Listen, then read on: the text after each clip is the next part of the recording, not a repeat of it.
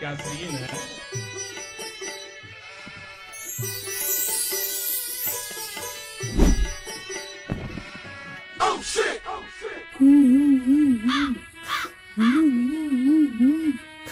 নানিমার বিরহের যন্ত্রণা আমি আর সহ্য করতে পারছি না। উজির সাহেব, সেনাপতি কোথায়? আমি নানিমাকে উদ্ধার করতে যুদ্ধে যাব। উস্তাকে মাফ করবেন মোরাহাস, সেনাপতি তো পালিয়ে গিয়েছে। খামোশ বেত্তমিজ! আমার রাজ্যে এত এত উজির নাজির থাকতে কি করে সেনাপতি পালিয়ে যায়?